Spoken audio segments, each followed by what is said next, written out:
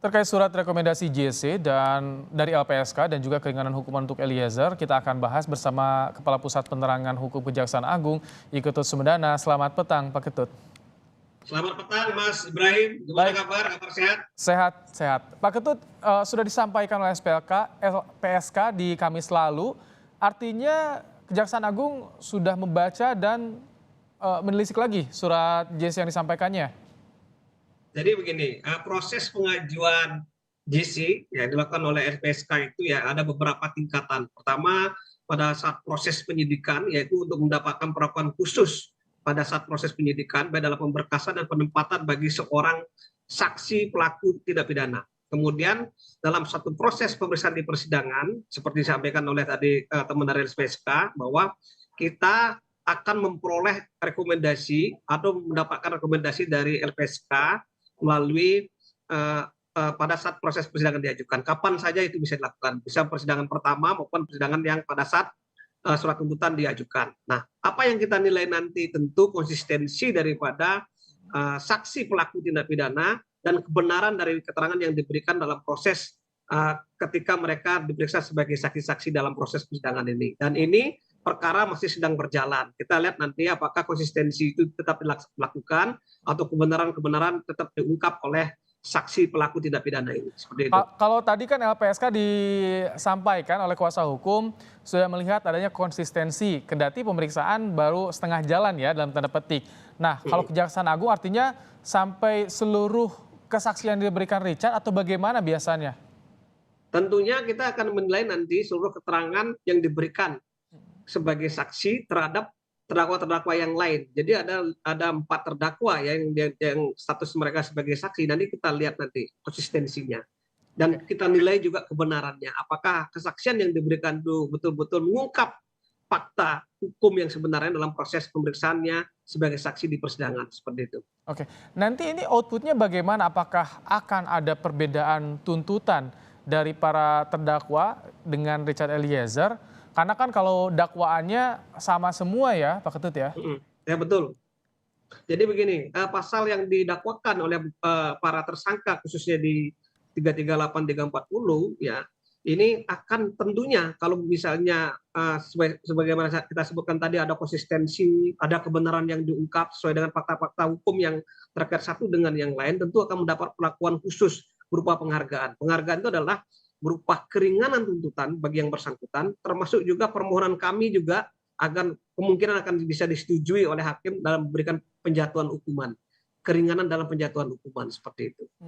Bahkan rekomendasi ini, Mas, akan nanti diberikan selanjutnya kepada pada saat mereka menjalani pidana. Nanti juga ada 3 tahapan setelah mereka mempunyai kekuatan hukum tetap sebagai status narapidana, mereka mengajukan hak mereka yaitu sebagai remisi dan sebagainya seperti itu. Oh, jadi prosesnya masih panjang ya. Kalau ke majelis hakim bagaimana? Apakah ini juga bisa disertakan atau cukup di kejaksaan?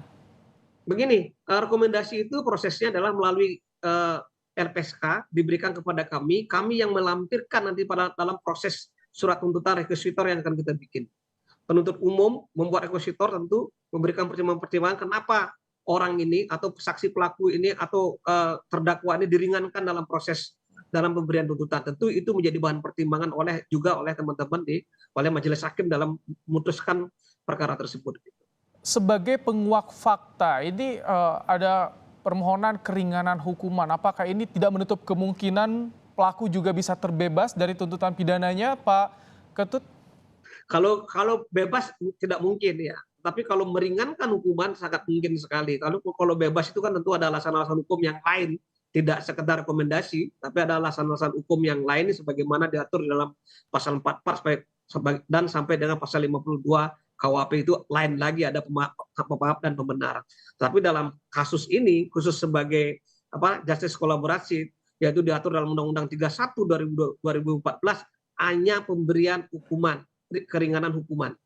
Hanya pemberian keringanan tuntutan. Nah, itu yang diatur dalam pasal 10 huruf A ayat 4, ayat 3 dan 4 seperti itu. Kalau tadi kan ada perbedaan, ada yang disampaikan oleh LPSK, tapi tadi kuasa hukum juga menyampaikan ke jaksa hari ini. Itu bagaimana, Pak Ketut? Rekomendasi itu bisa diberikan kapan saja, Mas. Pada saat sidang dimulai, pada saat proses persidangan sedang berjalan atau pada saat sebelum penuntut umum membuat rekusitor atau surat tuntutan. Kapan saja. Yang penting yang jelas nanti penilaian itu ada di kita, di penuntut umum pada saat persidangan. Apakah betul-betul seorang saksi pelaku saksi ini betul-betul memberikan konsistensi dalam memberikan keterangan dalam proses persidangan, atau betul-betul dia mengungkap kebenaran secara material dalam proses persidangan. Baik. Pak Ketut, yang bisa jadi pengaruh juga selain keterangan dari JC-nya sendiri, apakah keterangan terdakwa atau saksi lain justru ini bisa mempengaruhi juga soal pemberian keringanan hukuman ini, Pak Ketut?